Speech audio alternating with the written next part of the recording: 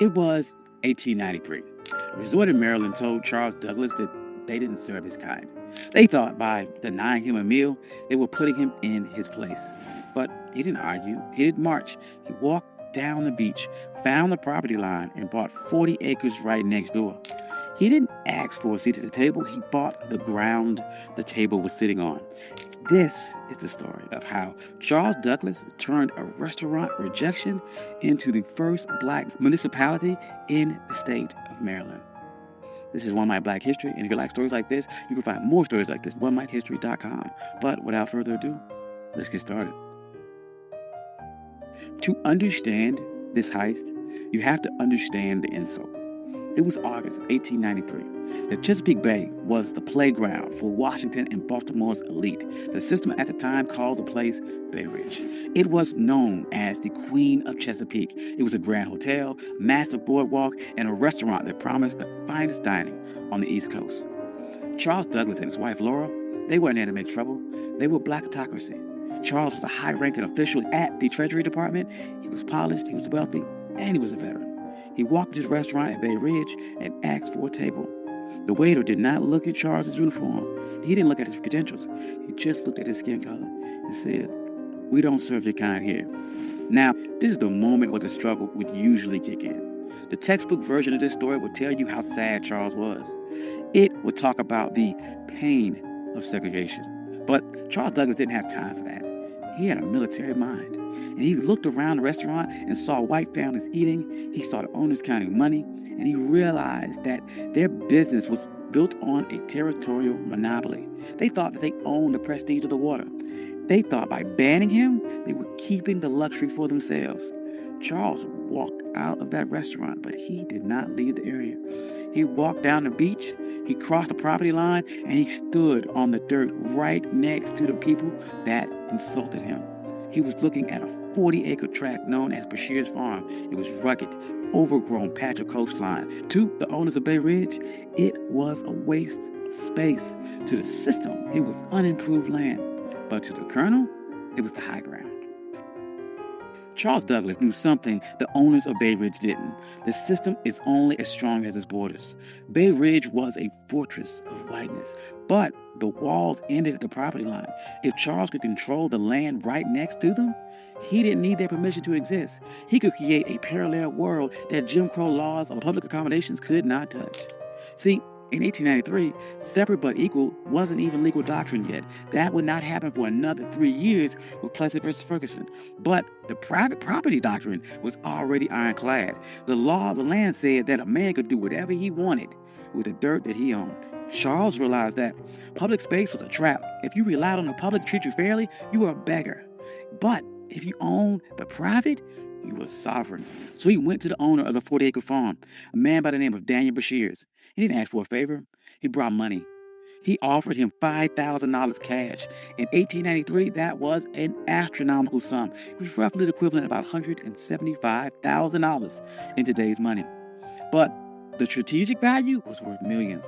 Bashirs took the money. He signed the deed.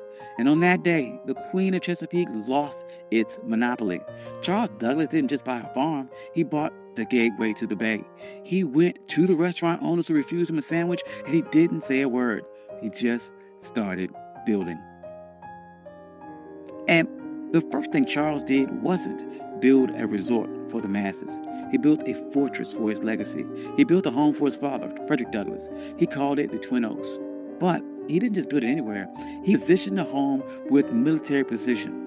Frederick Douglass had been enslaved on the eastern shore of Maryland. He looked across these same waters as a boy, dreaming of a world where he wasn't property. So Charles Douglas designed Twin Oaks so his father could sit on that property and look directly across the Chesapeake at the very shore where he was once owned. This was psychological warfare.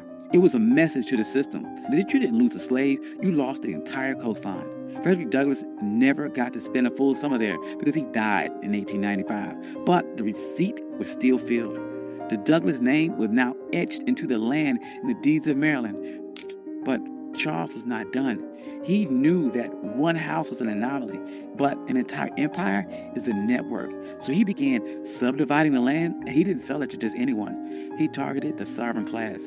He sold lots to black doctors, black lawyers, black engineers, black poets in D.C. and Baltimore. He created a neighborhood where the white-only signs of Bay Ridge were relevant. By the turn of the century, Highland Beach wasn't just a place to swim. It was a black think tank. Paul Robeson was there. Langston Hughes was there. W.E.B. Du Bois was there. They weren't protesting segregation. They ignored it. They built their own hotels. They built their own pier. They built a community center. They built a closed economy where black money stayed in black pockets and black dignity was the default setting. Now, there's no way the system sat back and watched this happen. The owners of the white resorts nearby were furious. They saw the private property loophole working against them, and they realized that they had lost control of their territory. So they tried to use paper weapons. First, they tried to use vagrancy laws. They sent the police to harass people walking between the train station and Highland Beach. They wanted to make the journey so uncomfortable that the residents would give up. That didn't work. Highland Beach residents started their own shuttle service. They controlled the logistics. Then the white resort owners tried to use a legal glitch. They realized that Highland Beach was technically a part of an unincorporated area. They thought they could use local zoning boards to condemn the land or pass an ordinance that would tax the Douglas family into bankruptcy. They tried to treat Highland Beach like a nuisance. But the residents of Highland Beach were some of the smartest people in the state. They knew that in America, the ultimate hack for land was municipal status. In 1922, they executed their final move of the heist. They petitioned the state of Maryland to become an unincorporated town. They didn't want to be a neighborhood. They wanted to be government. And they won. Highland Beach became the first black municipality in the history of Maryland. Think about the payoff here. Because they were a town, they had their own mayor, they had their own police department, and they had their own zoning board. When the white resort owners tried to pass laws against them, the people of Highland Beach just passed their own laws to cancel them out. They weren't marching and asking for civil rights. They were exercising their statutory power. By the 40s and 50s, Highland Beach was the summer Apollo. While white Maryland was obsessed with keeping its beaches segregated, Highland Beach was outproducing them culture and social capital. But the winds, they are changing, and the system shifted its strategy. In 1964, the Civil Rights Act passed and the public accommodations were integrated. On paper, this was a victory. But in a world of real estate and sovereignty, it was a Trojan horse. The system realized it could not keep black people out of the water anymore, so it decided to make the land too expensive to keep. This is the new Jim Crow. As white developers realized that coastal property was the ultimate asset, they began using tax assessment and eminent domain and environmental regulations to squeeze black families off their land. In places like Hilton Head and Bruce's Beach in California, the system succeeded. They stole land back using the laws that were supposed to protect landowners. But look at Highland Beach today. It's still there. It survived the rise of developers. It survived the collapse of other resorts. It survived because Charles Douglas didn't build a charity. He built a closed-loop system. The residents of Highland Beach understood that the land wasn't just for lounging. It was for continuity. They passed these down for generations. They created trust. They created a black culture of holding the line. During the Civil Rights Movement, we get caught up about the seat of the lunch counter. But Charles Douglas reminds us that the lunch counter is just a piece of furniture, and that if someone owns the building, they can always find a reason to move the chair or keep you out. The true power is owning the blueprints.